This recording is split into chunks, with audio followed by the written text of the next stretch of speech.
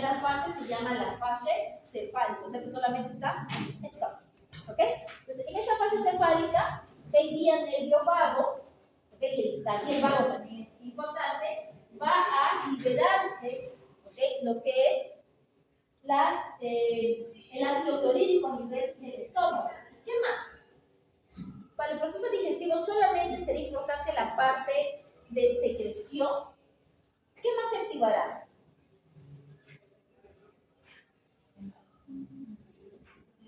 ¿Qué hemos terminado hace un ratito? Motilidad. La parte de la motilidad, el estómago, ¿okay? Va a empezar a, por ejemplo, sonar. ¿Sí? Cuando ustedes ven algo, ¿okay? O están con hambre, ¿okay? Pasan por algún lugar y ven algo, entonces sienten como, ¿sí? Ese problema. Y la secreción de ácido clorhídrico, pero a niveles muy poquitos, es, ¿okay? El inicio de esa fase, la fase cefálica. ¿Sí? Entonces no se olviden, si yo les pregunto, ¿ok? Describa de manera, ¿ok? Describa los mecanismos, ¿ok? Que se producen ante la presencia de alimento en el tubo digestivo. ¿Solamente me van a hablar de la parte secreción? No, ¿qué más? Motilidad y secreción, ambos deben estar, ¿sí? ¿Y de qué va a depender los tipos de motilidad? Dependiendo de las secciones del tubo digestivo donde esté, ¿sí? Entonces, si hay una fase cefálica, también va a haber una fase gástrica y una fase intestinal, pero siempre, ¿ok? Va a iniciarse con una fase cefálica, ¿sí? Ahora, ¿qué pasa si es que no hay sustrato, no hay comida en el estómago? Si esta secreción es poquita, ¿sí? Es poquita, no es un montón. Pero ¿qué pasa si esto sigue, ¿okay? Produciéndose constantemente? Se va a seguir produciendo ácido clorhídrico, ¿hasta qué? Hasta que la protección que tiene el estómago, ¿okay? Muchas veces va a ser rebasada. Y cuando es rebasada, ¿qué va a pasar? Las células del epitelio gástrico van a sufrir, ¿okay? Daño, porque el ácido clorhídrico es corrosivo y va a causar lo que conocemos como una gastritis, y si es que es más, ¿ok? Crudo, va a ser una úlcera, ¿sí? Entonces, muchas veces, ¿ok? La causa de la misma gastritis va a tener más consecuencias. ¿Por qué? Porque en el estómago no solamente se produce ácido clorhídrico, ¿ok? Pepsinógeno, sino también se produce una sustancia, un factor que se llama el factor intrínseco. El factor intrínseco es un factor que es importantísimo para la absorción de vitamina B12. ¿Y para qué es importante la vitamina B12? Para la eritropoyesis. Entonces, cuando hay, por ejemplo, casos de gastritis, ¿okay? O úlceras, podría estar relacionado con una anemia. ¿Okay? ¿Por qué? Porque la falta de producción de factor intrínseco conllevaría a una disminución de absorción de vitamina B12, por ende, daño o una anemia tipo megaloblástica, de esas grandes, ¿ok? Esa anemia traería, ¿ok? Sería la consecuencia de esta gastritis, ¿sí? Ahora, el hecho de tomar o de comer sustancias que sean, por ejemplo, no tomen limón si tiene gastritis, ¿sí? ¿Ok? El limón, ¿cuánto es el pH del limón? Sí, a ver, fíjate, a ver, ¿cuánto es el pH del limón?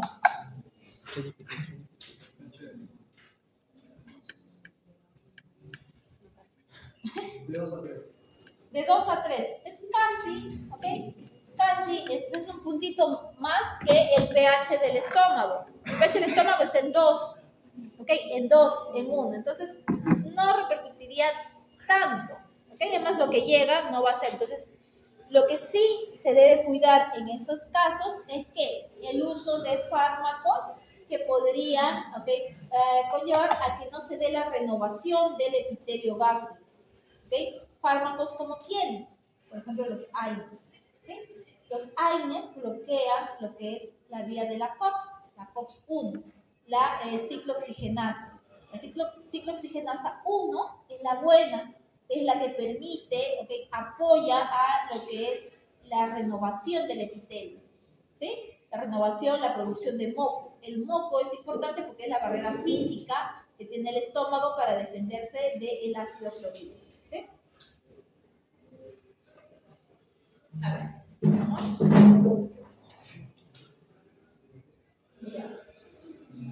Okay, vamos a hablar de gastrina, secretina, y ya sabemos un poquito de CCK, ¿no?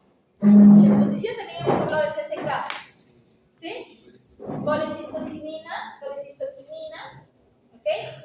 Estas hormonas tienen que saberlas, ¿eh? Gastrina, secretina, CCK.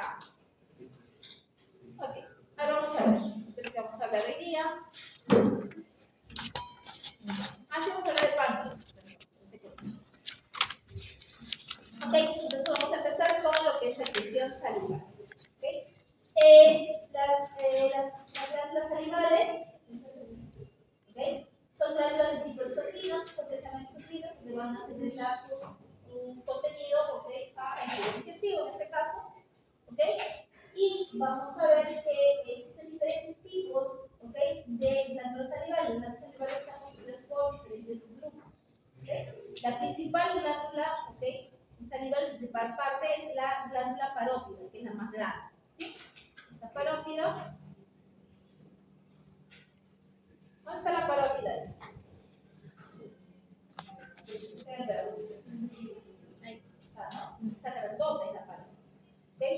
En la glándula parótida vamos a ver en las demás especies. La principal. Ahora, dependiendo del tipo de alimento, vamos a ver que la distribución de las glándulas, como las mandibulares, ¿okay? También ¿cuáles más me faltan? Las mandibulares, sublinguales, ¿sí? Van a tener, ¿okay? Diferente distribución. Y aquí podemos hablar más incluso de tipos de glándulas, ¿okay? Por el tipo de liberación que va a haber, pero entonces vamos a ver que esta secreción, ¿okay? de las glándulas salivales va a darse a nivel de los acinos, de estas receptas, ¿okay? Y de la parte ductal. Aquí, en la parte de los acinos, se va a dar la secreción, ¿okay? O la captación de los iones por parte de la circulación. La circulación sanguínea, y de acá se va a tomar tanto el agua como los iones. ¿Okay? Incluso también lo que son los componentes para secretar enzimas.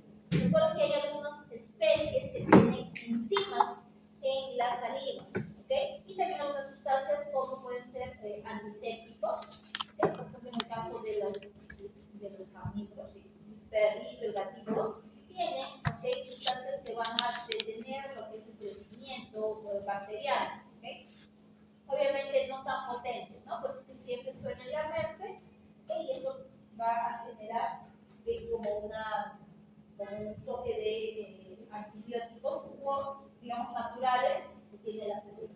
Pero no todos lo van a tener y no es suficiente.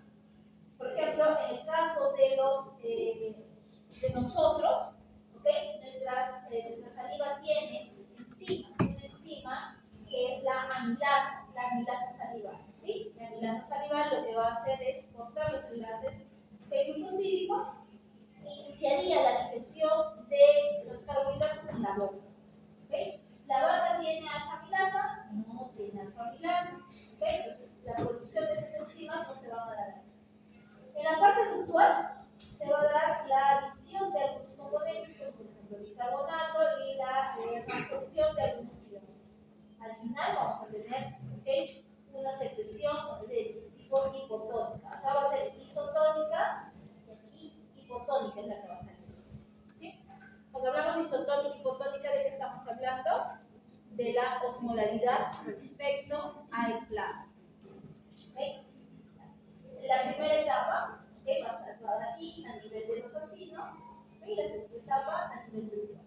¿Qué tenemos en la primera etapa? Tenemos que aquí va a secretarse, ¿okay? A la luz va a secretarse agua, y esa agua va a captarse a través de lo que son las acuaporinas, que van a salir a la luz. También tenemos la secreción de cloro, ¿okay? También tenemos la secreción de sodio. ¿Se ve bien?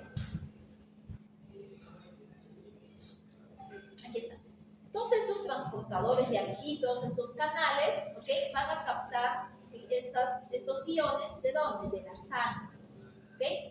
La sangre, desde el intestino, y aquí se va a captar.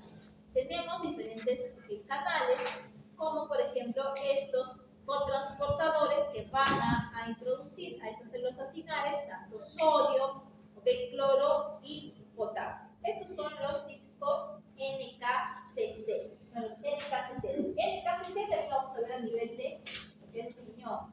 Hasta aquí vemos a los NKCC. N de sodio, K de potasio, CC, porque son dos cloros. C. Aquí ya tenemos sodio, ¿okay? Potasio, cloro. O sea, se va a captar y va a ser. También tenemos, ¿okay? Lo que son otros canales que vamos a poder, ¿okay? Se va a poder captar tantos sodios como hidrogeniones, ¿okay? Y también componentes como no solamente agua, sino también, ¿okay? Siempre todas las células recuerden que tienen una bomba de sodio y potasio. En la parte ductual, ¿okay? Lo que vamos a ver es que principalmente se va a dar la reabsorción del sodio por medio de los ENAC, los canales epiteliales de sodio, va a captarse, ¿okay? Y también para el intercambio, ¿okay? Se va a dar, ¿acá el mío? No. Ya. Se va a dar la secreción de bicarbonato, ¿okay? Bicarbonato por medio de este intercambiador cloro-bicarbonato, que lo hemos visto ya bastantes veces en el glóbulo rojo también, ¿okay? Y va a haber secreción de potasio, ¿okay? Esos van a ser los procesos que se van a dar en la parte ductual. Al final vamos a tener, ¿okay? ¿Qué cosa? Una saliva de tipo hipotónico. Aquí es isotónica en la parte sinal, hipotónica ya cuando sale. ¿Qué vamos a tener? Que en la parte ductual principalmente se da la absorción de sodio y cloro y se da la secreción de cloro, de bicarbonato y potasio. ¿Sí? Entonces recuerden que todos estos componentes salen del aporte sanguíneo, está ahí llegando, ¿okay? Y aquí también es importante, cuando se habla acerca de lo que es la actividad o la regulación de este proceso, por ejemplo, en el caso de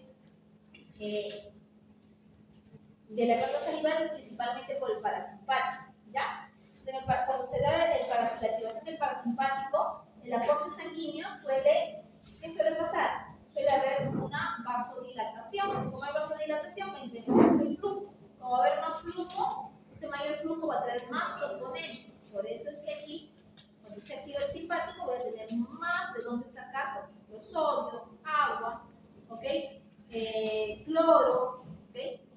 Para poder incrementar mi secreción a nivel ácido.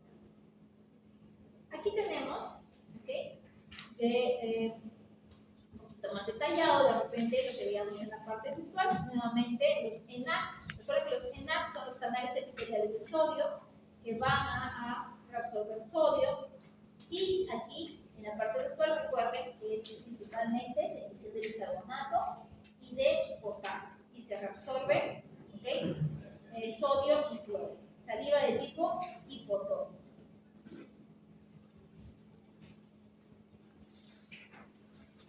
Les había mencionado, ¿ok?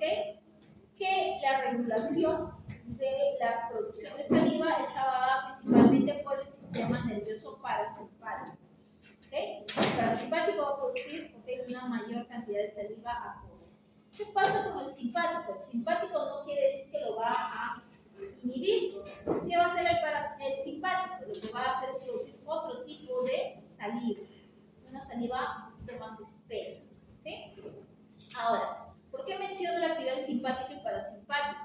Por ejemplo, cuando se da lo que es la intervenciones de tipo quirúrgico con anestesias, por ejemplo, de tipo parenteral, muchas veces como parte, como signo complementario que se da en este proceso, se da la salivación, la cialorrea, que generalmente es salivar demasiado.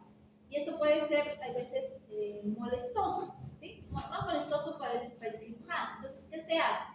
Se utiliza ese conocimiento de que para la producción de esa saliva acuosa se da la actividad del parasimpático. Entonces voy a poner un fármaco que inhiba lo que es el parasimpático.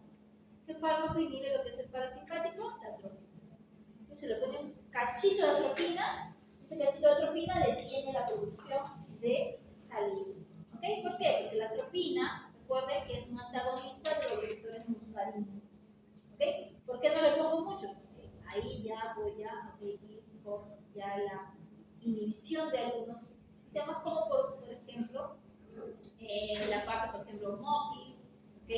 O en este caso, la atropina también se coloca en casos de emergencia en cirugía para poder incrementar la actividad del corazón. ¿Ya? Ahí vamos a ver eso. Entonces, tenemos las diferentes glándulas, ¿ok? Que van a estar inervadas por simpático y parasimpático. ¿Qué va a pasar? Cuando hay presencia del alimento a nivel de la cavidad bucal, ¿ok? Vamos a ver que van a haber diferentes receptores. Estos receptores van a captar la presencia del alimento en la boca, a nivel de la mucosa, ¿ok? Estos van a llevar información porque por medio de estos pares craneales está el 8, el 7, el 9, el 5, van a llevar información ¿hacia dónde? Hacia el centro salivatorio. Entonces, aquí, en el caso de las aferencias de mecanorreceptores en la cavidad oral, van a llevar la información hacia, ¿okay?, lo que es el núcleo trigémino. Aquí en el núcleo trigémino, ¿okay?, va a haber, escucho algo, ya. Aquí en el núcleo trigémino, ¿está? Este craneal 5 va a llevar la información hacia el núcleo trigémino. En el núcleo trigémino va a haber una sinapsis, una interneurona que va a conectar el núcleo trigémino con el núcleo salivatorio, el centro salivatorio, hacia lo que es el núcleo superior. ¿Sí? En el caso de los pares craneales 7 y 9, ¿no? Sí. 7 y 9, eso sería característico. Van a llevar la información hacia el núcleo del tracto solitario. ¿Recuerdan algo del núcleo del tracto solitario que habíamos visto hace un rato? Vómito. Y también está relacionado con. Por eso se acuerdan que como signos prodrómicos era salivación. ¿Sí? Acá cuando llega al núcleo del tracto solitario, va a haber una interneurona que va a comunicarle con el núcleo salivatorio inferior. ¿Sí? Ya llegó la información al núcleo salivatorio. ¿Qué va a pasar? De aquí va a salir, ya sea, ¿okay?, lo que es la parte del parasimpático, bien sale directamente de acá. ¿Por qué sale de acá directamente? Porque recuerden que el parasimpático es ¿qué? Cráneo sacro. ¿Ok? Cráneo sacro, sale directamente. Sale la inervación hacia, ¿okay?, lo que es el ganglio submandibular y hacia la glándula parótida. ¿Para qué? Para que se estimule la secreción de saliva acuosa. Asimismo, vamos a ver que habíamos visto que el simpático también podría estimular la secreción, pero un poquito de saliva más espesa. En el caso de activar el sistema nervioso simpático, va a haber una neurona. Aquí, esta neurona va a tratar de llevar esta información vía lo que es médula hasta poder hacer sinapsis a nivel de lo que es la parte torácica. ¿Okay? Hasta aquí, y aquí recién sale esta neurona preganglionar simpática. ¿Por qué? Porque no sale directamente de acá como el parasimpático. Porque el simpático es tóraco lumbar. Tiene que bajar por aquí hasta parte torácica, de ahí entrar a la cadena ganglionar y aquí recién hacer sinapsis con esta neurona postganglionar que va a también ser inervando a la glándula parótida y la glándula submandibular. ¿Sí?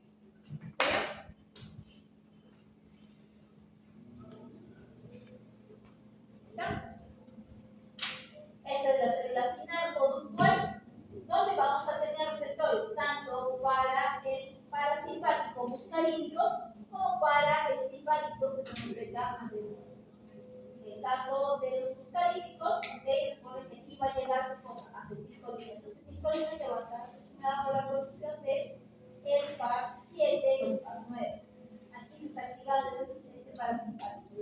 ¿Quiénes activan el parasimpático? Por ejemplo, acá esto es de condicionamiento, esto es por este ejemplo de lo que daba Paulo, condicionó la producción de saliva. También la presencia de alimentos, lo que es náuseas y también lo que es eso va a estimular la activación del parasimpático, por ende la producción de saliva. ¿Qué cosa inhibiría? La deshidratación, el miedo y el sueño. Muchas de estas cosas, por ejemplo, se evalúan como signos para poder ver en personas, por ejemplo, que mienten. Si tú ves, estás hablando de esa persona y ves, se nota claramente que empieza a disminuir su saliva, es posiblemente porque esté teniendo miedo, que esté mintiendo. Hay un lenguaje corporal que tú no lo puedes regular de manera autónoma. Y eso, por ejemplo, eso lo veía en alerta aeropuerto. Entonces, sí, digo, oh, mira, sí, pues eso se da por activación del parasimpático, ¿no? Entonces, eso sí. ¿Qué más? En el caso del simpático, vamos a ver que se va a unir a su centro beta-idéntico y está por la noradrenalina. Entonces, te da por la liberación de a nivel de extrañales de glúcidos. Cuando se activa, por lo general no vamos a tener, digamos que cuando se activa, sí, aquí tiene más activar el simpático, se activa el simpático como ya podemos. Esto va a actuar a nivel de la célula acinar conductual y si es muscarínico va a ir por la vía de la fosfolipasa C. Fosfolipasa C, desinglicerol, IP3, calcio, contracción. Y este va a ir por la vía de incremento de AMP5. Al final tenemos saliva. ¿Qué tipo de saliva? Una saliva acuosa, una saliva más espesa. Aquí tenemos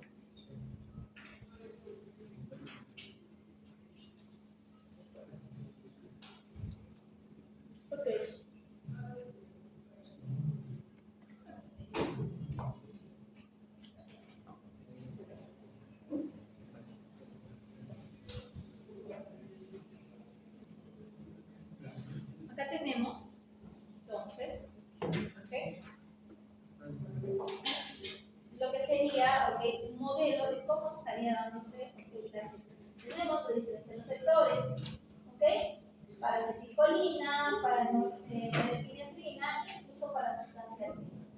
Estos, lo que van a hacer es vía fosfolipasa C, van a incrementar los niveles de IP3, y el incremento de este IP3 va a conllevar a que el retículo sarcoplásmico de la célula libere calcio. El incremento de calcio te va a traer como consigo activar diferentes canales. Por ejemplo, este canal de intercambiador de potasio-sodio, ¿cuál sería aquí?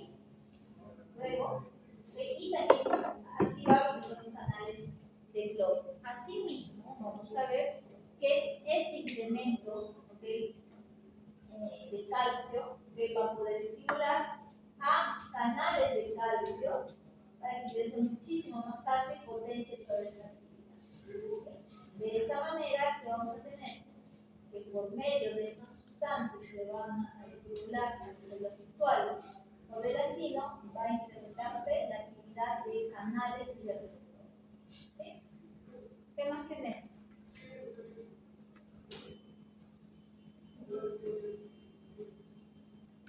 En el caso de VIP y norepinefrina, vamos a ver que aquí se está incrementando los niveles de adenilatoxiclasa. Adenilatoxiclasa se incrementa, por ende se incrementa AMP cíclico.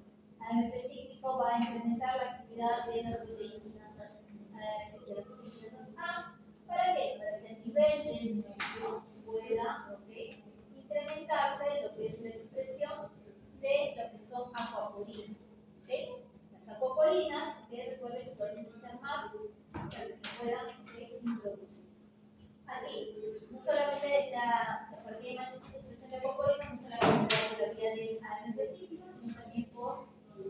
proteínas. Proteínas IP3, el calcio, recuerden que es un interruptor, que puede activar eso. Incrementa calcio, incrementa la actividad, más ARN mensajero para que se pueda sintetizar más acoporinas, pero más acoporinas, entonces va a haber más producción de saliva. En el caso de las secreciones que sean mucosas o con enzimas como la amilasa, que podemos ver que ya sea por la vía del parasimpático o acetilcolina o norepinefrina, van a activar lo que es ya sea la producción de más secreción mucosa, vía calcio, o por la producción de una saliva que tenga mayor cantidad de enzimas como la amilasa. Entonces se da por la activación de la proteína, de la proteinasa A, que empieza a consolidar más proteínas y empieza a sintetizar estos enzimas. Ahorita muerto. Solamente una comparación. ¿Modelo? Estoy escuchando. Está con sueño me avisa para parar un ratito y luego ponemos saliva y vamos a ver.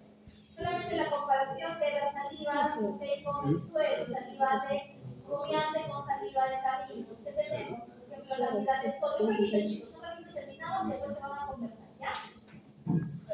Acá tenemos el suero, la osmolaridad, la concentración, milimoles por litro.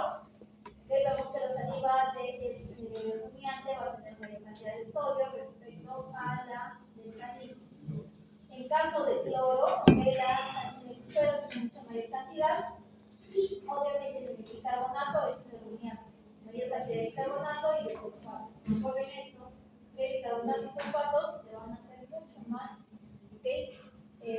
abundantes en bovino. ¿Qué más? Vamos a ver que va a haber variación de lo que es la producción de el contenido de la saliva de acuerdo a la velocidad y también a la concentración de el flujo de saliva. Entonces vemos que al iniciar lo que es el flujo de saliva, muy bajitas, vamos a tener que la producción o la secreción dentro de aquí, que tenemos que la secreción de la cantidad de sodio va a ser alta, luego va a ser incremento también bicarbonato, potasio siempre se va a mantener y cloro, ¿qué me dice? Que a mayor flujo de saliva, las concentraciones de cloro van a aumentar. En el caso de potasio no pasa lo mismo, se sigue manteniendo. En el caso de bicarbonato va a incrementar la concentración hasta cierto punto y luego de ahí será estable. En el caso del sodio, ¿no? En el caso del sodio puede ir incrementándose a mayor flujo.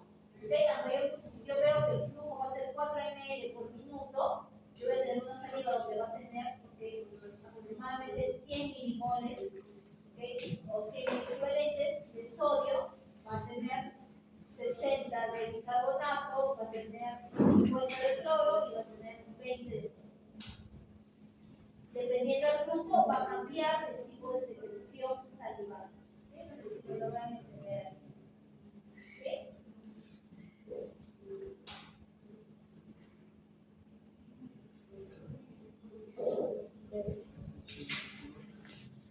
Que tenemos que la saliva va a ser importante para nosotros, sí, es uno de los factores más importantes, no solamente porque la lubricación, porque tiene actividad que puede contener algunas enzimas, sino principalmente por la capacidad buffer y la capacidad antiespumante que va a tener esa saliva en los nutrientes. ¿Sí? La capacidad buffer por el alto contenido de bicarbonato y fosfatos que permite mantener el pH a nivel del rumen, y por las medicinas, que es un potente antiespumante que es importante, por ejemplo, para prevenir lo que es el timpanismo. ¿Sí? ¿Me entienden? Pero para mí, una de las más importantes es capacidad buffer y capacidad antiespumante. ¿Sí? Ya, ¿cómo van ahí? Ya te veo medio muertos.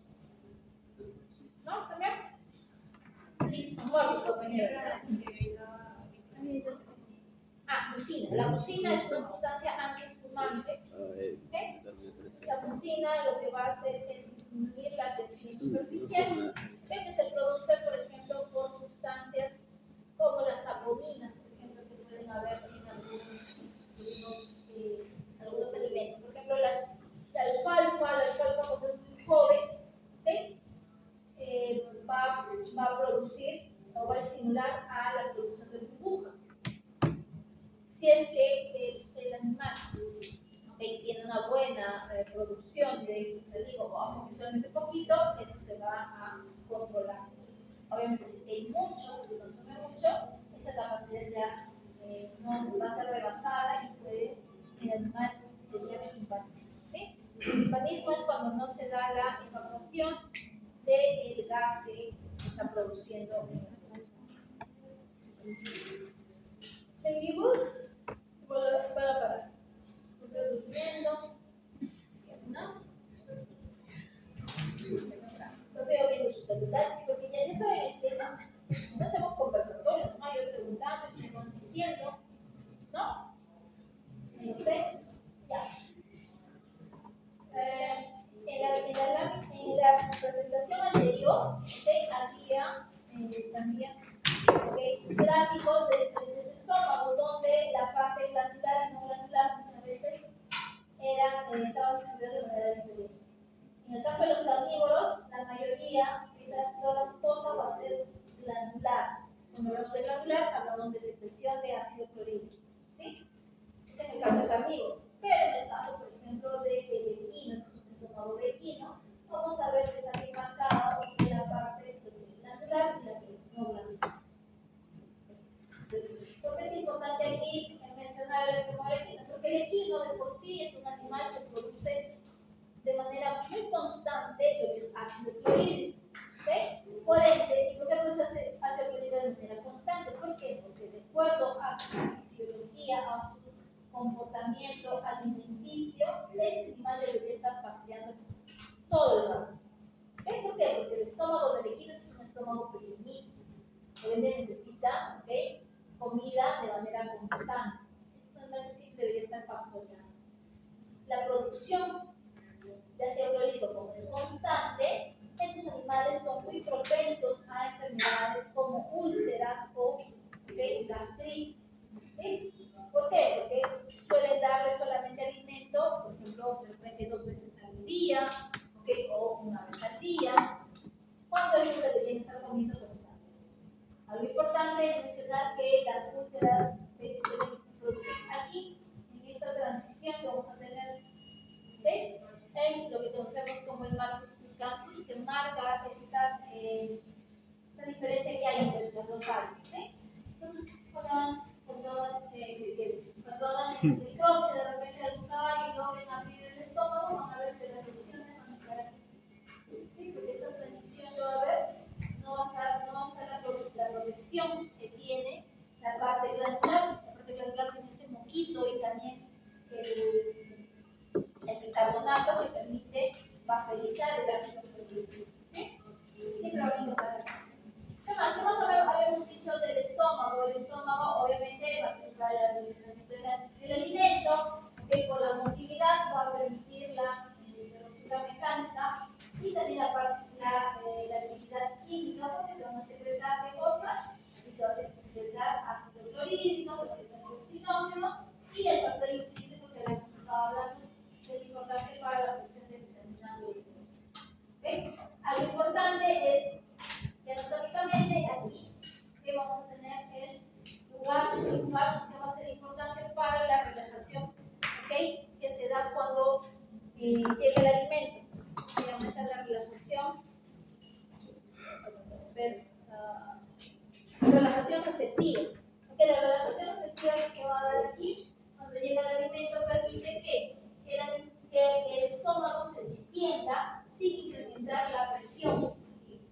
Pero recuerden que si se incrementa la presión demasiado, cuando hay demasiada presión, los receptores de alta presión van a inhibir la actividad móvil. ¿Sí? Pero por eso es importante el Urkash para que no se distienda tanto. ¿Sí? Se acumula y cuando ya tiene una buena cantidad, ya esto va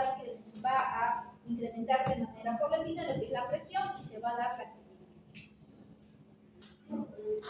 Nuevamente. Es el flush.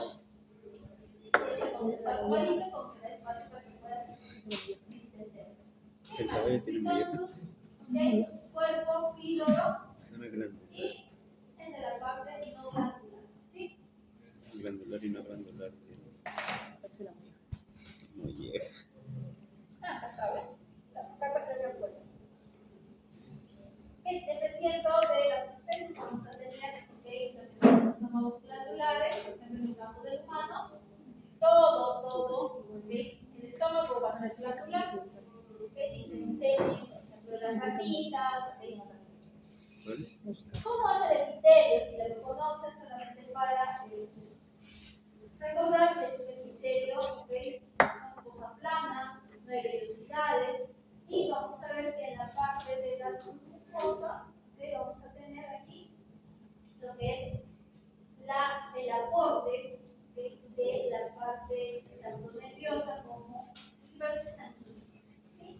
Estas, no son vellosidades, estas son lo que conocemos como la clítoris, ¿sí? Aquí, es de la mucosa, ¿sí?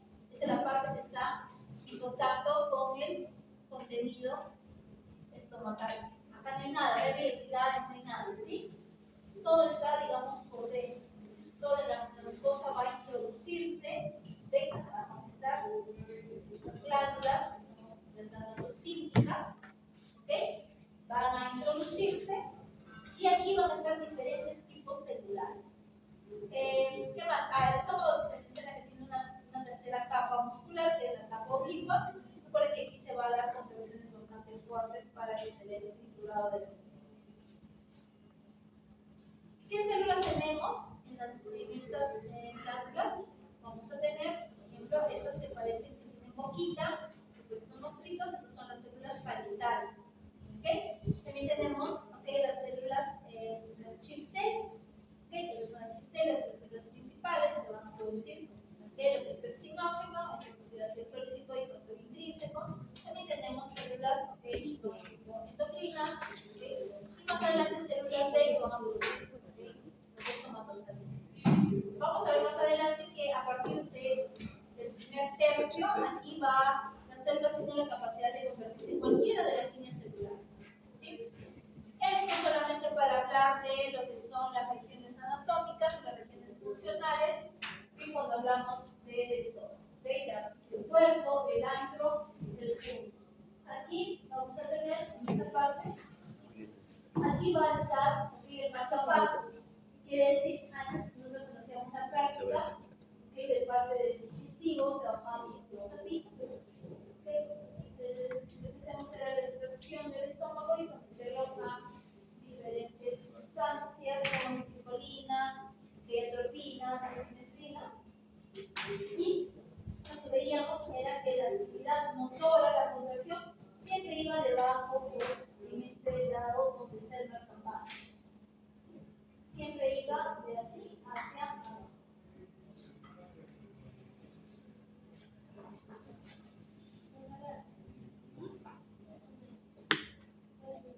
Break, ya se va colocando, ya vayan a ver.